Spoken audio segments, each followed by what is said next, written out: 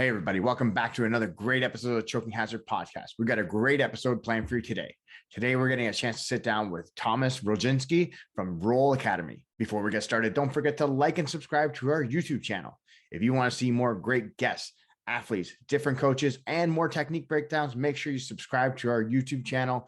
Don't forget to like and share. We really do appreciate it, and we thank everybody who joins our channel. Today's episode is sponsored by SpiritLeaf Waterdown, located at 64 Hamilton Street North in Waterdown, Ontario. If you're looking for Canada's top cannabis brand, look no further than Alex and his crew at SpiritLeaf Waterdown.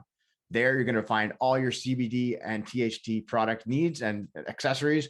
Just look out for them. Follow us on Instagram and them on Instagram, and you're going to save money every single time you shop there. Thanks, everybody, for joining. We hope you enjoy the episode, and we'll see you soon on the mat.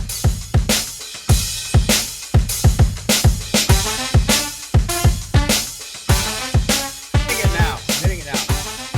So, as we can kind of saying, like, I had to call my mom to understand how to say your last name, because I'm like, I kept butchering it. It was bad. Like, my wife and I were like talking, and she's like, "You're terrible. How the hell do I say this guy's last name?" Whatsoever. I'm like, "No, I don't."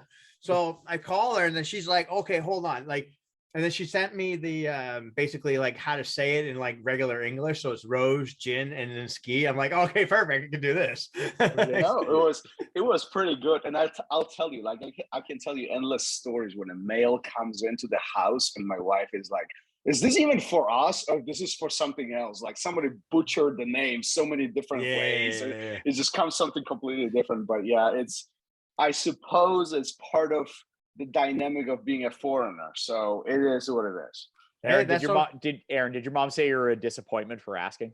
No.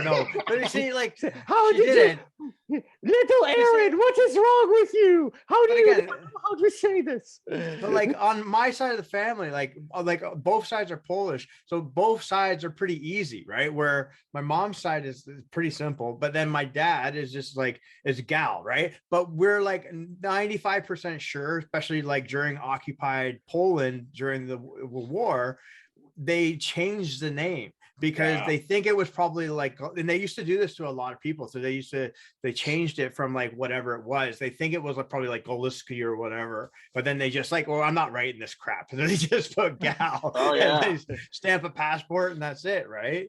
So I don't know. Like, it's one of those things that's probably lost in translation. And it's like, I just go with it. But there you go. That's it. Well, that's our intro, everybody. But welcome back to the Choking Hazard Podcast. We are joined today with Thomas Rozdzynski out of, and where are you coming out of? You're Virginia right now, right? No. Chicago. I'm Chicago. Sorry. Yeah. Out of Chicago. Suburbs of Chicago. Yeah. Yes. Excellent. So thank you so much for joining us this evening. Oh, thanks for having me. It's a blast to talk to you guys. And this definitely was a unique intro. Yes, exactly. Spending whole 3 minutes on my last name, it definitely creates a dynamic here. So we're all about like informal and Aaron like, disappointing his ancestors. Sorry. Yes, basically, right?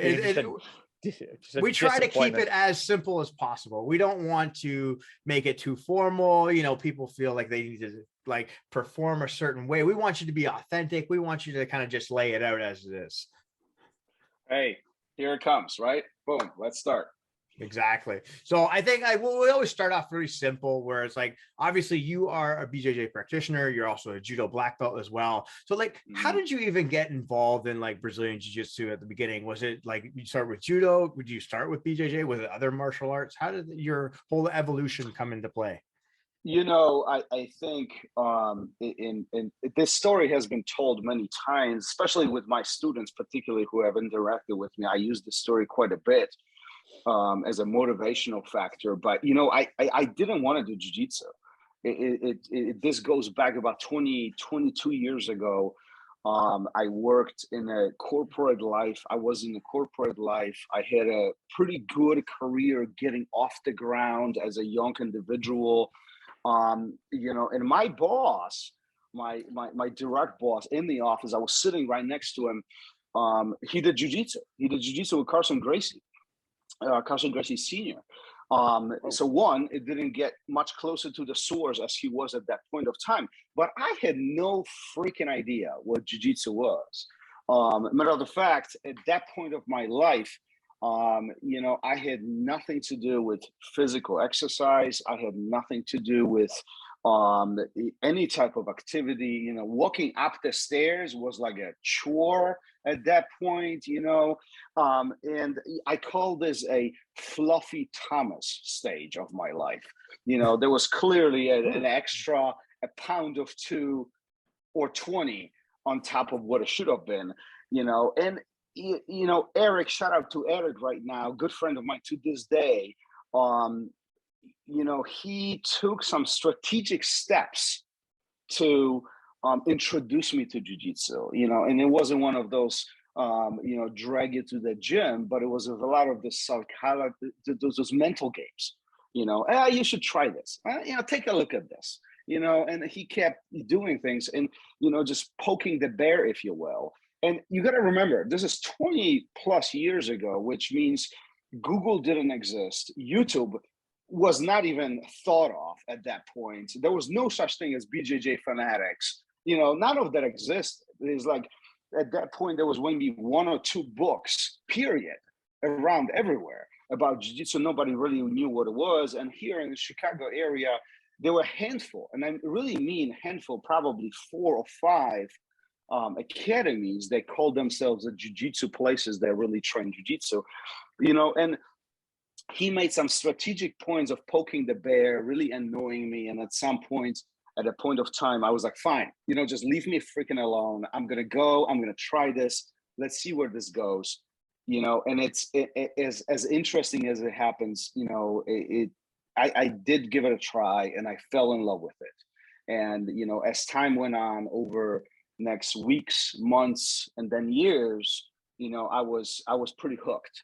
It didn't take much for me to really get sucked into the jiu-jitsu vortex, if you will, and continue getting stimulated with my mind, with my body. And then within, I think, a year and a half or so, I lost significant amount of weight. I went from, I think, like 240 to 160.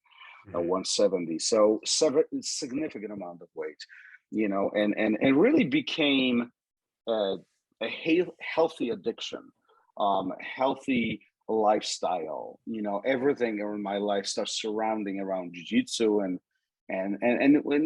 here we are now. I get this opportunity 20 plus years later, you know, to sit down with you guys and talk to you guys and tell that story. And a lot of people really find this fascinating because they do find themselves in a similar points of their lives, just literally a couple decades later, you know, and it's just fascinating how life evolves and how things unfold on their own without even trying. And then you end up in such a different position that you would have been if you didn't make these decisions at that time. It's funny you mentioned that because I think I had this conversation with a lot of people where it's just, I feel like jiu-jitsu is one of those things. It's like, you just got to try it. And it's either like, you know, I think immediately whether this is for you or not. And I think that's probably what you said. Like, hey, you just did it. All right, I'm just going to shut this friend up. I'll go one time. And then you've just been doing it ever since. Yeah. And you know, you're right. Absolutely. It is one of those things that I think individuals are very hesitant to try. But once they do, it becomes extremely mind stimulating. And the physical factor is one thing, because obviously we grapple, we push, we resist, and so on. So there is a physical aspect behind this, but I think more often than not is the mind stimulation where really gets people in. Is how the hell this is happening? How is this even possible? You know, how is it possible that I can reverse somebody who is twice my size? Or how is it possible that I can apply these maneuvers or get through these positions with clear disadvantage? As an outsider looking at this, you know, looking at jiu-jitsu in general, it shouldn't work, and yet it does. And I think that's a huge factor for a lot of people to get stimulated. And even today, like, you know, I have the privilege to have some students and teach academy to kind of relay the knowledge that I have acquired over the last couple decades. And it's just mind blowing. A person who is unwilling to touch anybody, They're just freaked out about touching guys, let alone touching sweaty guys. Literally just 3 weeks later, they are like just sucked into it, and they are so just they are embracing the fact of continuous troubleshooting and that passion for jiu-jitsu as is. I think it's interesting because you also talk about like breaking through that barrier and like getting people to connect in a totally different way, where they never would have really connected with other individuals like that before, whether they were introvert, extrovert, whatever, but now all of a sudden they become like fascinated with it. Okay, I need to get connected with more people, and I need to go travel to different schools or see different people and build that community more than anything. No, 100% agree. It's like it is something very unique. Like you don't see this in CrossFit, you don't see this in running, you don't see this in swimming. That bond that gets created between people and the continuous, I call it hamsters going overtime in our heads, just trying to solve these problems. It's a continuous troubleshooting. But you pick up on something really interesting, right? You said, that barrier that takes place to get people into the academy. And I always tell, at least my instructors, and if I can speak to any instructors out there, is like, in my mind, there's 3 things that people really are hesitant of when they're coming into the academy. One is getting hurt. Nobody wants to get hurt ever. Right? Like it's just, even if we train hard, if we push, we don't want to get hurt. Nobody wants to get hurt. So there's always a big concern behind everybody's first time going into this martial art academy, jiu-jitsu academy. 2, we don't want to get embarrassed. We don't want to get embarrassed. Nobody wants to say, you did something stupid. And believe it or not, every time we step on the mat for very first time or doing anything for very first time, we are very likely to be embarrassed. And 3, we don't want to be wrong, and again, we're stepping into something that we're doing for the very first time, and yet we don't want to be wrong. We don't want to acknowledge that fact. So I often say to at least my instructors and many others out there, if we can avoid these 3 things in the first week of somebody stepping on the mat, they are very likely to actually love this.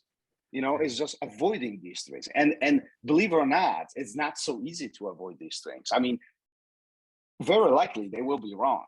The first time they're stepping on the mat, they will be, and it just, whatever they do, the mechanics of their body moving and not knowing things, they will be wrong. As a result of it, they will be probably embarrassed. So softening those blows is extremely important. And then obviously if they get hurt at that point, like that's a big impact, psychologically and physically on somebody, right? So avoiding those 3, it's critical to somebody not only starting jiu-jitsu, but also continuing jiu-jitsu. And then if you think about it even deeper, if somebody has a bad experience with jiu-jitsu on the very first day, they will tell their family, they will tell their friends, and then somebody who might have, remotely even explored that opportunity, now they won't. So it's so important that first day, the first week, make it not necessarily easy, but to avoid these obstacles that people are trying to avoid, and really be very transparent about them. But at the same time, safety is important, especially in today's world. It is what it is. So it's very different than it was 20 years ago. I'll tell you that. So what you're saying is Aaron shouldn't be toe holding the white belt that's trying as on a trial class. No, the first week. It might not be the smartest thing to rip somebody's heel, when they're on the first day on the mat. God damn it, Aaron! That's the 5th one this month. There you go. There goes your plan. But yeah, no, I wanted to ask you about that because, like, when you see, like, I'll just use them as an example, like the Henner Gracie Academy, they always do those videos like, John went to 3 jiu-jitsu academies, and John, tell us about your experience of how they were and then why you ended up in our doors. And you hear of all these, again, it happens all over the country, obviously in the US and Canada, no different, right? And I think it happens all over the world, where you get these individuals where they go to different schools and then they just have these bad experiences. Like, do you think this is just like instructors not being careful enough to understand what they should be showing brand new beginners, or is it just like an ego thing? Like, I don't know. What do you think? I think in general you can separate jiu-jitsu academies in two pillars or two categories. One is clubs, and two is the actual businesses that offer jiu-jitsu as a service. And I want to make this I want to frame this right up front. There's no wrong in either one. There are individuals who love being part of a club when they will beat the crap out of each other, barely walking off the mat, perhaps puking, and it's all dirty, and just you walk out and you come back because you love it. But there is something else offered in the academy that is structured, professional, takes care of the students, and it provides much different experience. And again, it's up to the student to select which one they like. However, it does happen, I think, way too many times where student is exploring jiu-jitsu. They have no idea what it is, and they stumble upon a club that is very, let's just say, very close circle, and they really go hard, and that experience for the brand new person is just not as what they want it to be. And not understanding what a brand new student needs is a critical factor, whether they will continue or not, right? And particularly, I'm talking here about a doctor or a lawyer or a police officer who they don't need jiu-jitsu to survive their life. They need jiu-jitsu because it's their hobby. They need it as an escape. They need something to just stimulate their mind. They need it as an exercise, something that they can do 2, 3, 4 times a week, something where they can get away from the reality of life that they experience that definitely has a higher priority than that gym, right? And putting them in a position where they're going to get smashed on the very first day of very first week and perhaps even get hurt, it really is not setting them for success. And it's unfortunate that those places don't look at it from that perspective. But again, those places serve somebody else. And it's really important.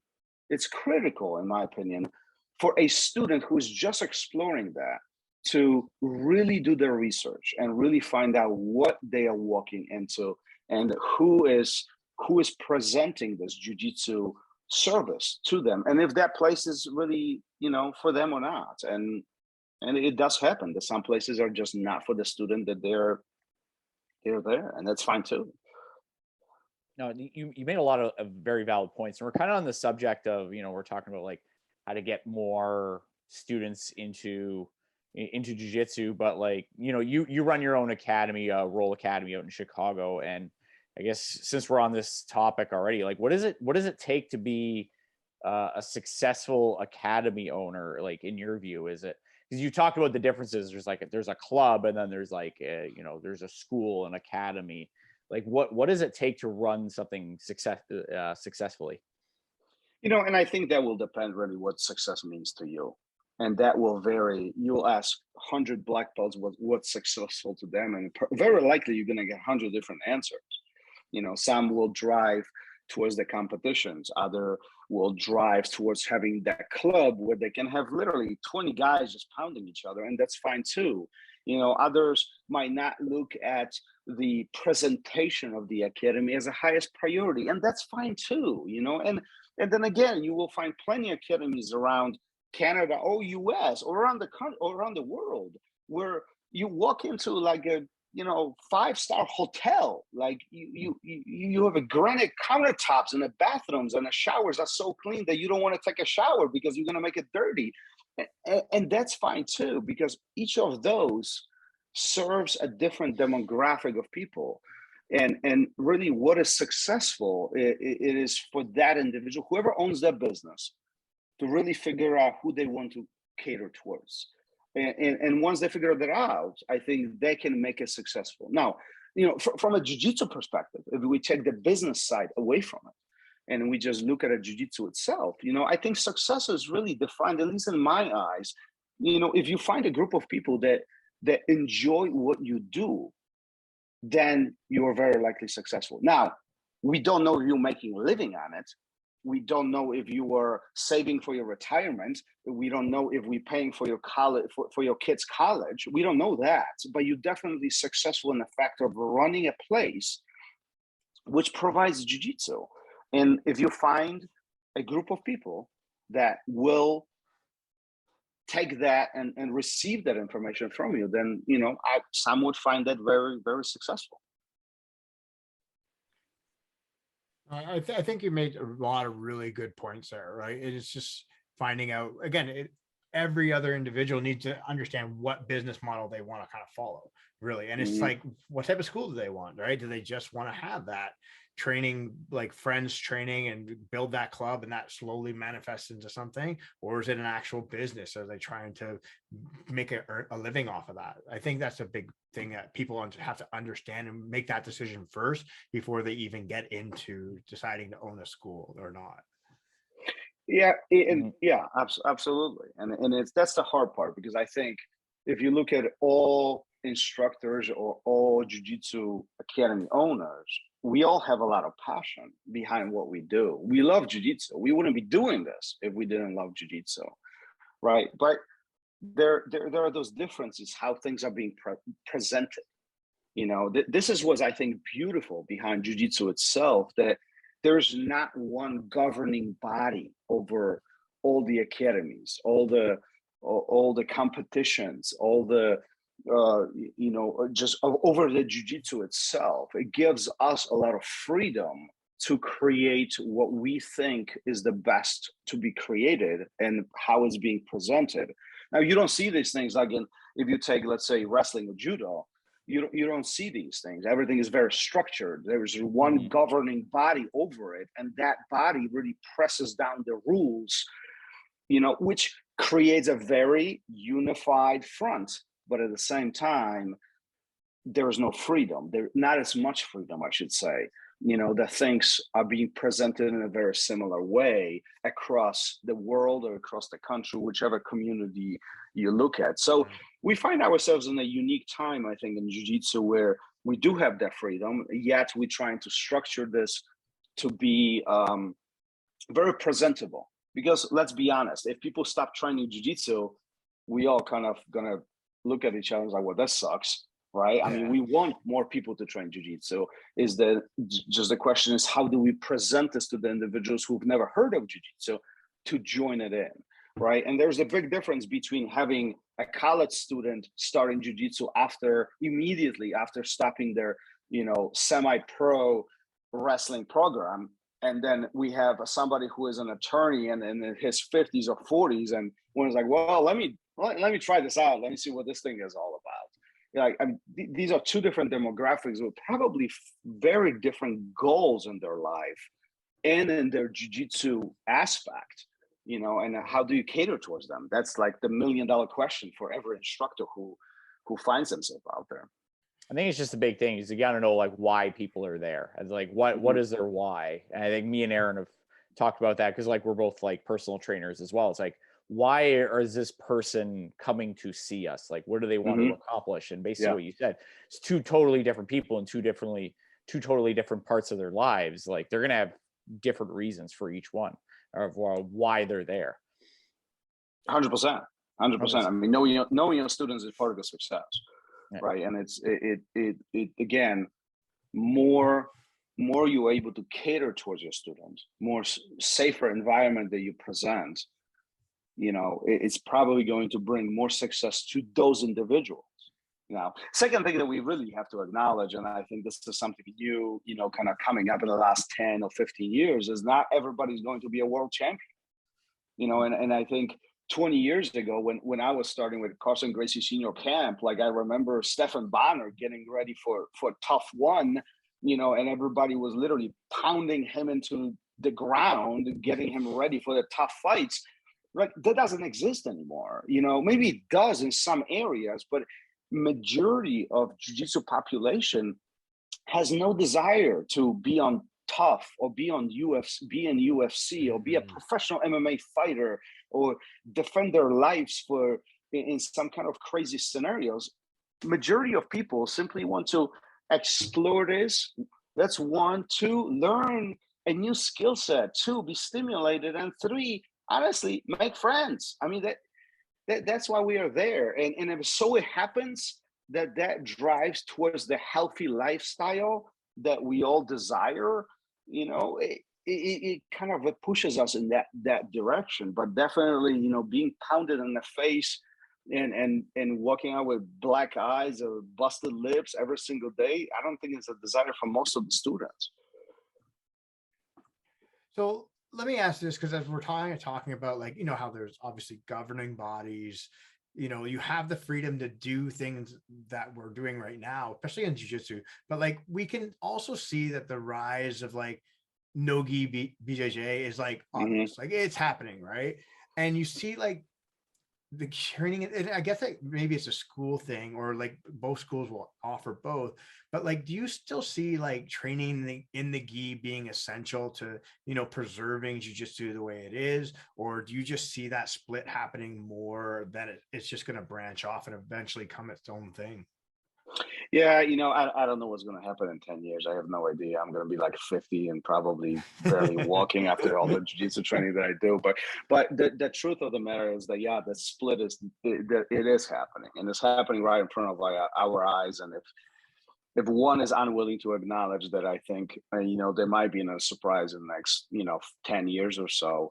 But I think a lot of it is really sourcing from the fact of athletes having ability to make money. So if you look at sustainability of an athlete and how they can make money professionally, right? There's only few ways. One, they can go into MMA. I mean, that's very clear, right? And some of them have done it, some of them are very successful in this, and some of them have failed, and that's fine, right? But factor two is running their own academies, which again, some of them have done it, and some of them, are successful. But then there's a separate factor of competition. And because jiu-jitsu is there's no overseeing body of it. It's very fluid, right? So we have all these organizations, who's number one. We have, ADCC, we obviously have IBJJF, and they all have their own flavors of a quote unquote professional athlete, right? Where athlete gets paid for their performance. Now, I haven't looked at the numbers recently, but I don't know if an athlete can really make a significant amount of money just doing these performances, 2, 3, 4 times a year. It has to be really on a consistent basis in a season, almost every month, in order for them to really sustain that. And I am not talking about Gordon Ryans. I'm not talking about the ones who are at the top of the food chain. I'm talking about everybody else, right? And this is where the no-gi comes in. And I think the no-gi is a beautiful, beautiful avenue or an opportunity for some of these guys to really provide an entertainment factor for people who are watching it. Because, I mean, let's be honest, and I'm a gi guy. Like, this is coming from a guy who does jiu-jitsu in a gi. I think no gi is by far more entertaining. The gi is the item that slows everything down. It's so technical. You can't see anything because we are so close together. But no gi is the format where things are more fluid. They're more dynamic. They're more flashy. There's definitely the entertainment factor watching it from the outside. And then imagine somebody who hasn't done jiu-jitsu, who's just watching it as a spectator. Now that is becoming, by far more appealing. It's almost like wrestling. It's almost like judo. It's almost like, this is where we're getting into this quote unquote grappling area. It's not jiu-jitsu anymore. It's grappling. Right, where the rules are slightly skewed, they are perhaps even more beneficial towards the audience, so it's more appealing. And again, all of this is designed for one, to make money, right, for per-per-views or whatever, however this is being structured, but two, to provide much more entertaining factor for the fighters to engage in these dynamics. So do I think that the split is happening? Yes, absolutely. It's happening in front of our eyes, and we should be acknowledging that. Do I think jiu-jitsu gi will go away? Absolutely not. I don't think it will. I think there's going to be a big difference, I think, between, we're looking, 5 or 10 years out down the road. I think it's going to be a huge factor of no-gi jiu-jitsu or grappling jiu-jitsu. Or grappling in general, turning into a semi-professional, if not professional sport, and then gi jiu-jitsu remaining a very traditional self-defense, for individuals who have their own professions, who just want to go and train jiu-jitsu, and perhaps is by far more strategic. And again, I'm not taking away from the no gi guys, but provide that safer and more mind-stimulating platform for individuals to train. I don't know. That's just my thoughts. I could be very wrong on this. I think you can also see a split, like the IBJJF, for example, is like, I don't want to call it like an amateur tournament, but like, they're starting to pay like some of like the bigger events, but like you see a lot of like the gi tournaments, and a lot of the tournaments like in the IBJJF are kind of like feeding into like, you go that you win some of those, you get noticed by like who's number one, and then you get into more like the no-gi side of things. So it's like, I think they both kind of play into each other. Me and Aaron have had this conversation a lot where like you'll use like those tournament scene to kind of feed into like, this person's getting noticed, and then they do like an ADCC trials, or this person's getting noticed and they're ending up on like a who's number one card, for example. Is that kind of maybe the way you see things maybe playing out in the future? I see like a lot of like, I say maybe older practitioners doing a lot more like the, like, like Masters Worlds, things like that. I see that also being a more popular thing for older competitors, while like the younger competitors maybe making a run of some of those other tournaments too. Somebody made an interesting comment to me just a handful of weeks ago, and it said, the no-gi grappling, like ADCC, for example, who's number one, it's kind of going towards that professional UFC kind of like avenue, versus IBJJF is going towards the Olympic side route, And again, neither one of them is wrong, but these are very two different ways. Like, nobody's making millions on Olympics, but there's this prestige of being at Olympics, there's this recognition, heavy recognition of being recognized as a medalist at Olympics. And again, you're not making much money off of that, but there's this opportunity. However, you can go into these private organizations like UFC, are now public, but you know what I mean? It's getting into this professional area where you can really make money, but it's kind of pivoting in a slightly different direction. And I think, we'll see how all this unfolds. Again, we are in this unique time in jiu-jitsu where we have all these opportunities. And who knows? I mean, who knows? It's going to be interesting to watch all of this kind of, how all this unfolds in the next decade or so. No, and one thing I look at it too is, like ADCC, for example, it's every 2 years, or well, 3 years since this last one because of COVID, right? But you think about IBJJF, where they're every year, where, and again, as you're saying, like they want to go more into that Olympics type style, where it's almost like they should almost scale it to where, because again, you could jump into a tournament every month right now if you really wanted to, right? Where then you have your Pan Ams, then you have your Worlds, or then there's the Masters Worlds, or whatever, right?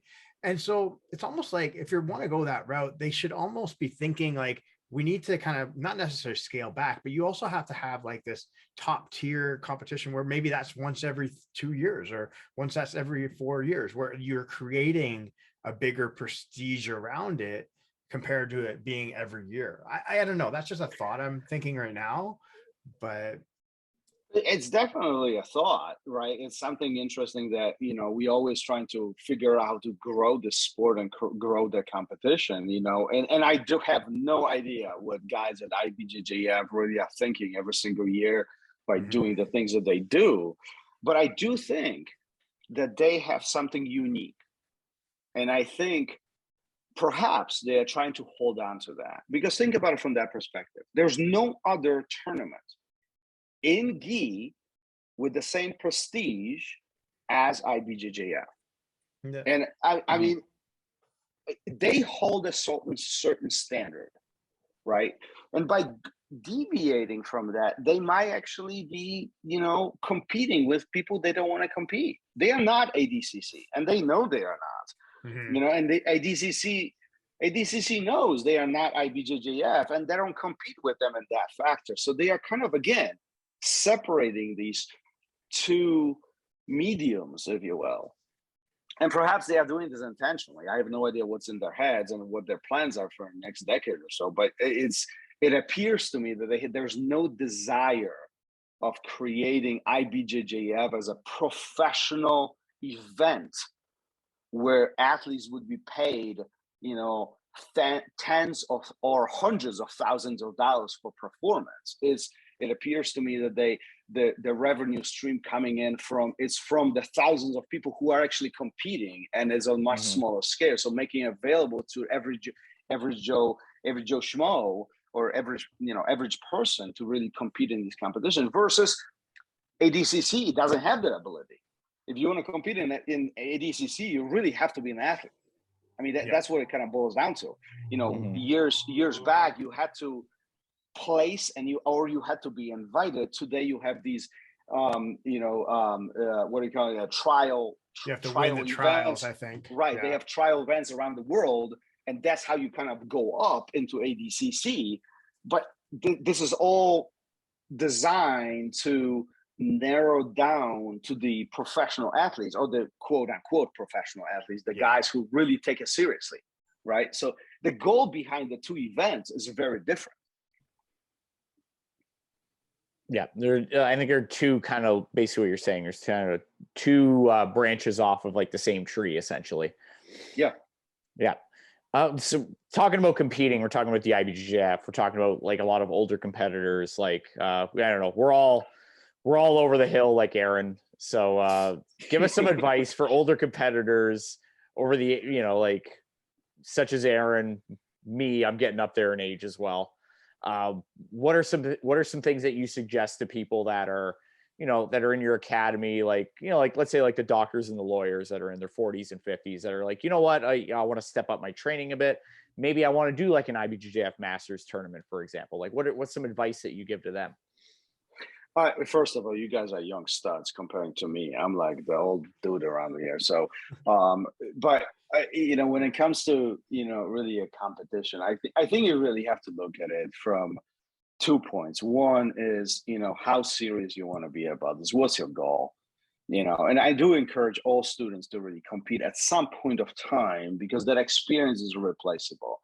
Being put in a position where anxiety is up to the roof and an adrenaline rush takes over, it is something that you can't really replicate anywhere else. At the same time, I think most of the individuals who train jiu-jitsu, they have their profession. They don't want to have their arm broken. They don't have the shoulder replaced or, dislocated, whatever. They don't want to afford those injuries. So there's a lot of hesitance behind that, right? There's, is it worth it?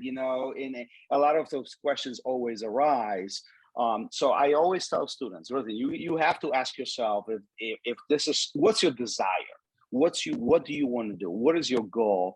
And, I've had some students who literally trained jiu-jitsu for 6-10 years and they've never competed, and that's fine, but there are also some individuals who are very competition driven. They love the adrenaline rush and they love the stimulation of, that anxiety of being there, anticipation, and really competing physically and mentally, solving that puzzle as it's happening, in the competition scenario.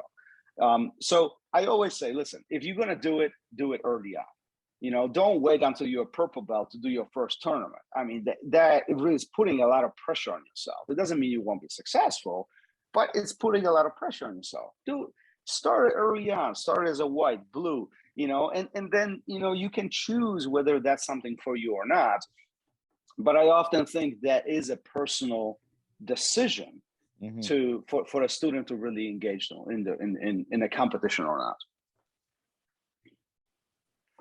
Yeah, no, I think that's smart, right? Like figure out what their goal is, main thing, and then again, really starting off earlier. I think when you're waiting until purple belt or brown belt, it's like almost like it's kind of too late at that point. It's a lot of pressure. Your ship has sailed, Aaron. It's all down. I'm done. I made that decision. Aaron's Masters 7 next year. Aaron, there's no hope for you, man. See, you can't even say his last name properly. Thomas said it. That's it. So I don't have to do Masters World now. So like we've already come to this decision. I'm good. Aaron, you need to stop being a little pussy and fight Sanji.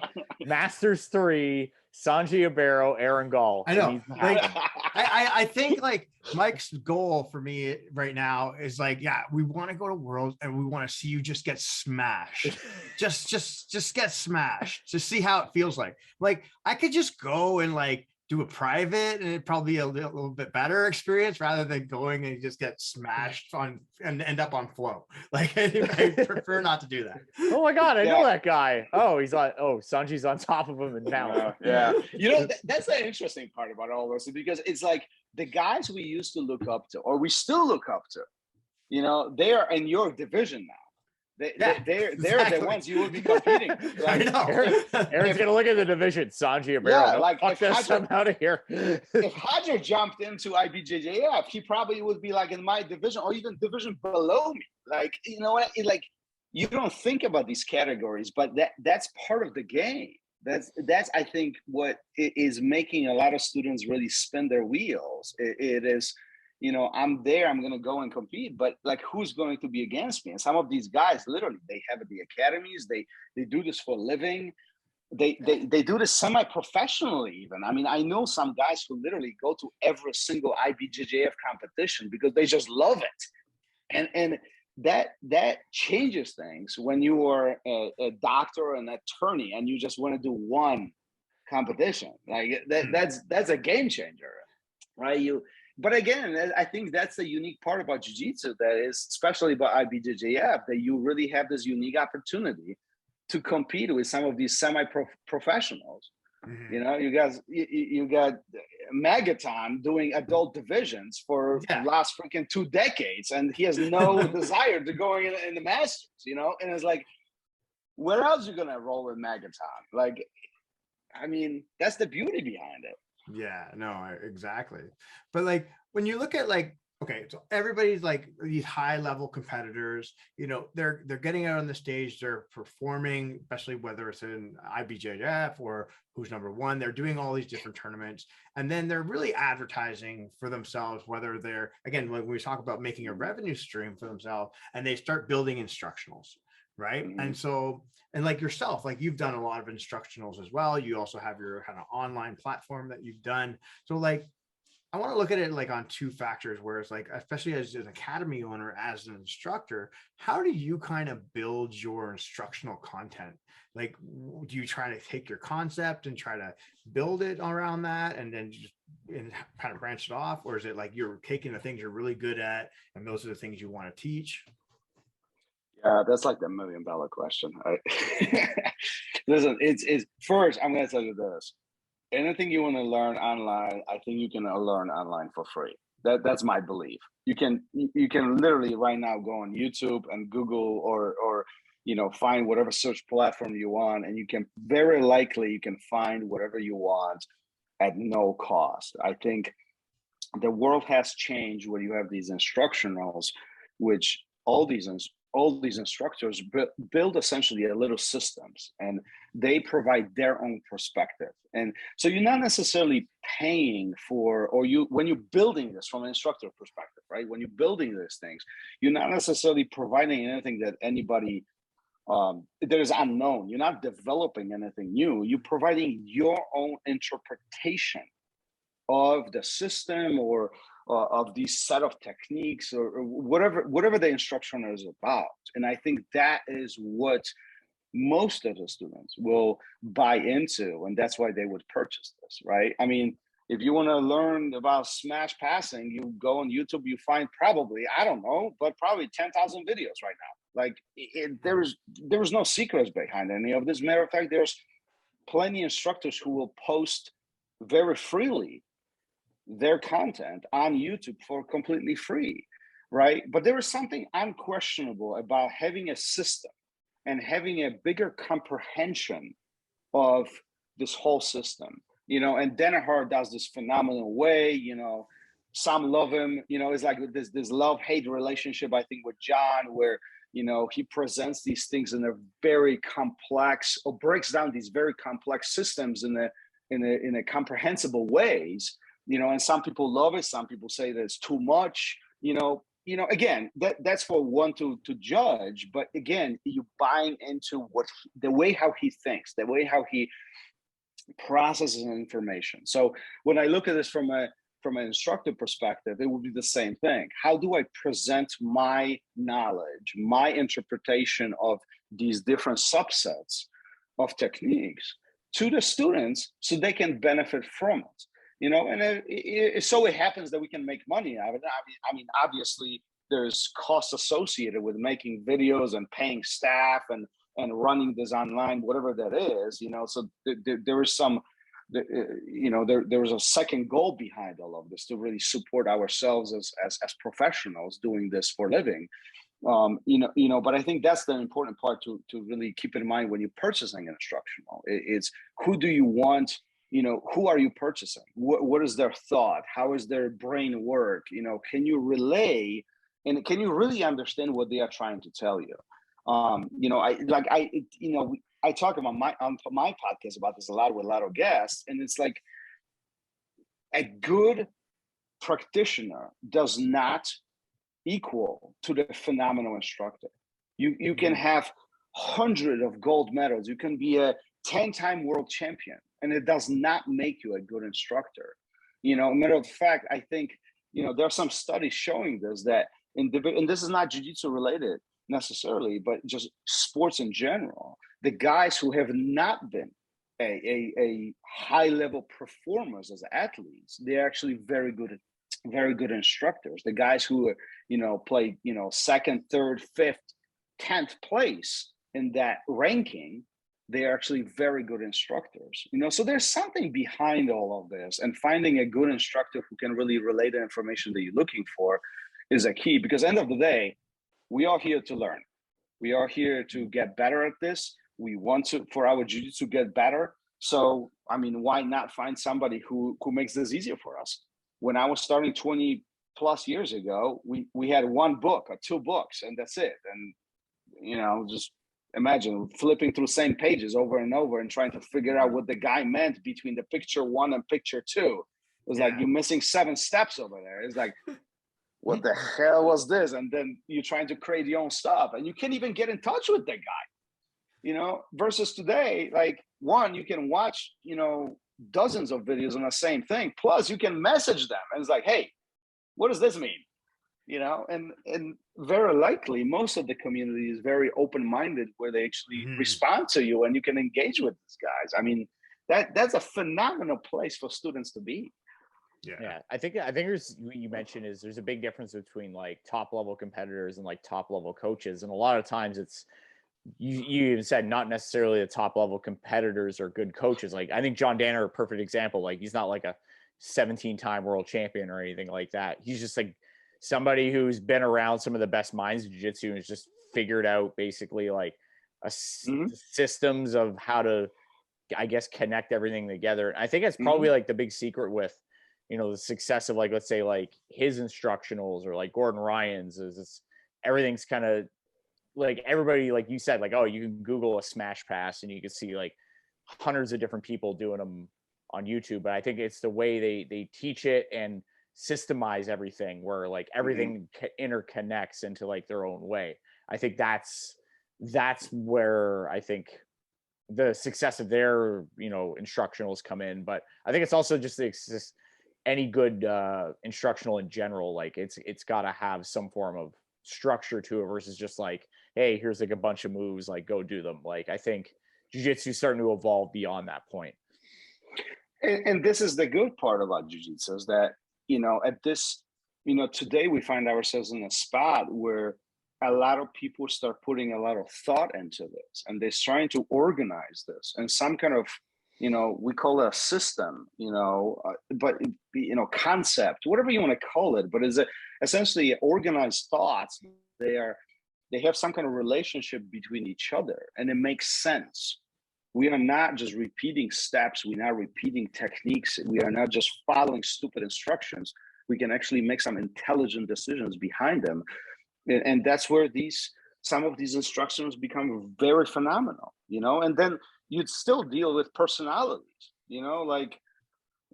some people say, I don't like your voice. Okay, well, I don't like Aaron's voice. I have to listen to him all the time. Listen, I'm kind of on the, I'm with you there, but we're still here, so I gotta hang out with him a little bit. Can't even say your last name. Like, what the hell is that?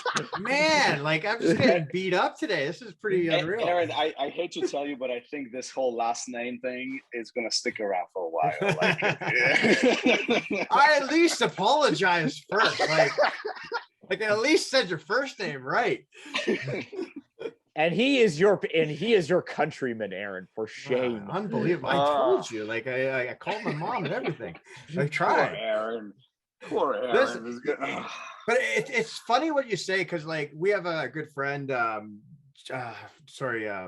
Jordan does jiu-jitsu. If you've ever seen his YouTube channel. So he like started off with like 100 people. He's up to like almost 30,000 people on his YouTube channel. And so what he does is he commentates his whole, like, whether it's his rolling or the technique breakdowns that he does an overlay as far as the background goes, and like it's just him talking, right?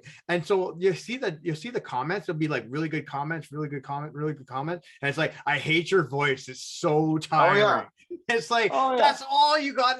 I'm like, the guy's got slow-mo 4K, like great video production, and you're just ragging on the voice. Like, fuck off. Like, who are you?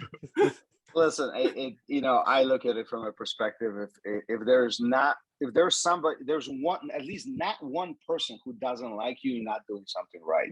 Like, yeah. It's like, so people have to criticize, and unfortunately, as humans, we are always leaning more towards criticism than positive, right? Mm-hmm. We always very easy to say, oh, this sucks, I mean, listen, I can tell you how many times people tell me I post videos on my Instagram, on my YouTube, and somebody comments or sends me a message, this would never work because blah blah blah blah blah.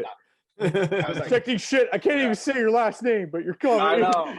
Technique sucks. That's it. Yeah. I was like, well, good for you, man. Come on to my academy and teach me, because I don't know what to tell you. It is what it is. It's people always criticize, and that's fine. Yeah, exactly. So I got one more question, just especially we're in this whole competition question.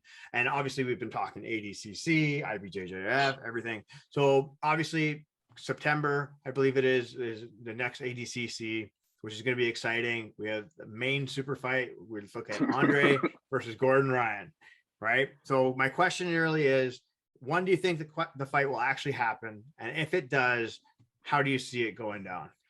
In your professional opinion. You can't put me on a spot like this. Come on, man. It's I don't know. Listen, the way I look at these both of the guys are phenomenal marketers.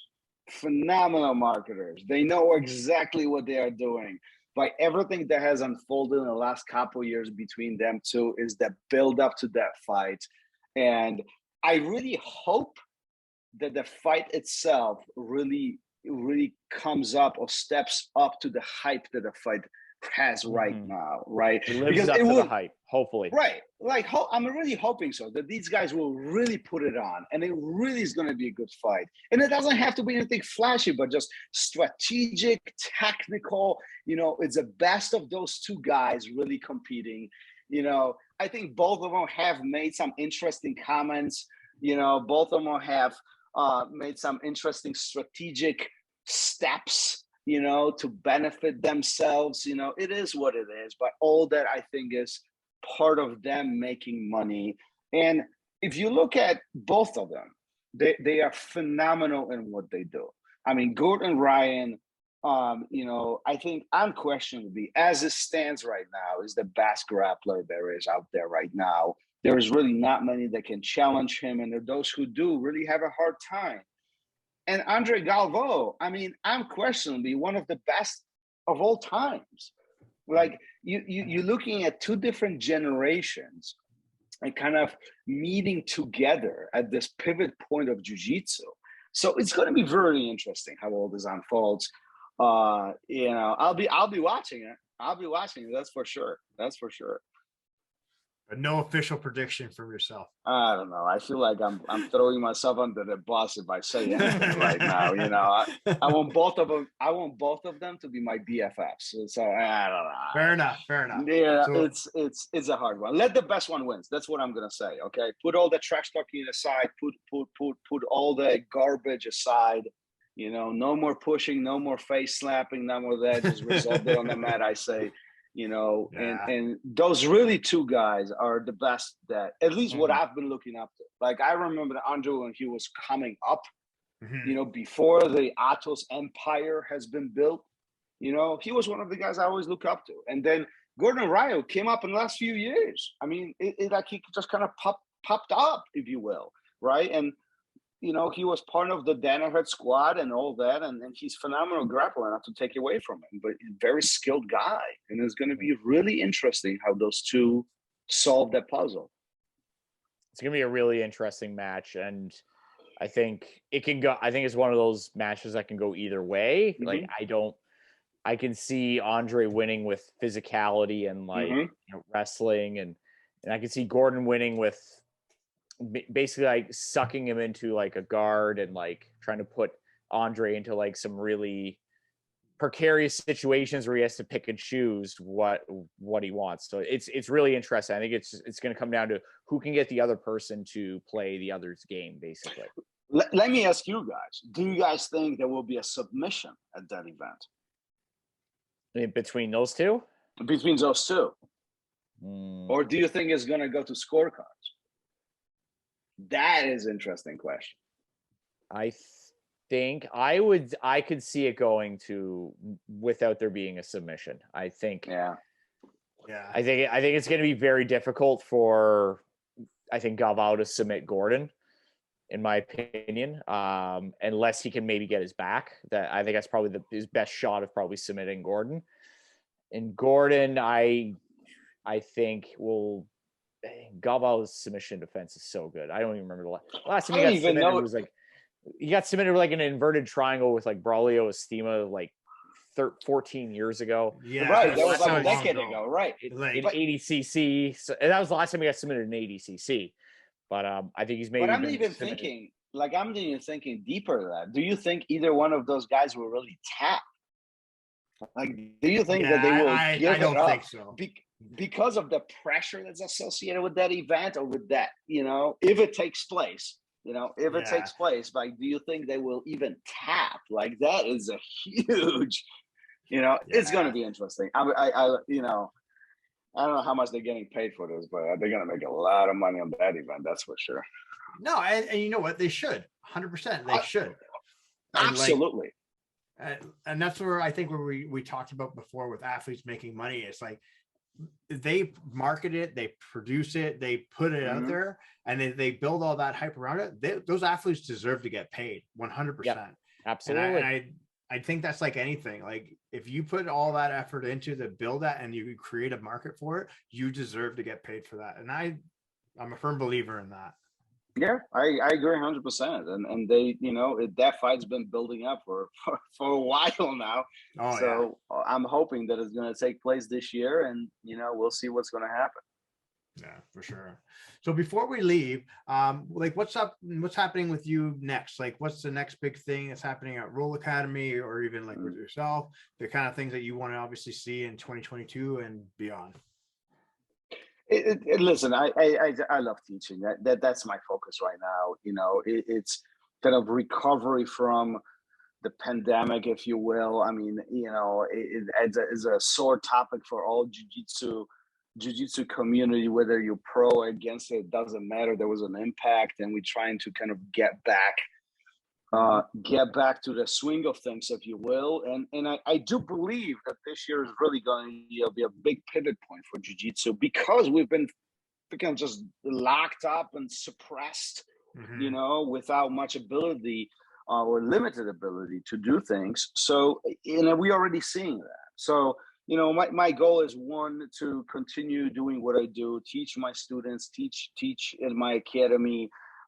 Two, I started last year, started working with BJJ Fanatics. So you mentioned that, and you know, that came out earlier this year, I think.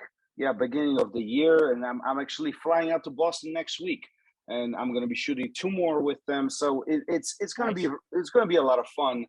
You know, I think you're going to see, you know, the brand of my name out there more and more often at this point. And it's very refreshing to see that recognition and ability to share some of the jiu-jitsu that I've been sharing locally. Now there's an opportunity to share that more internationally, if you will. So, and then hang out with you guys, you know, it's always fun. Awesome. to chat about jiu-jitsu and have a good conversation.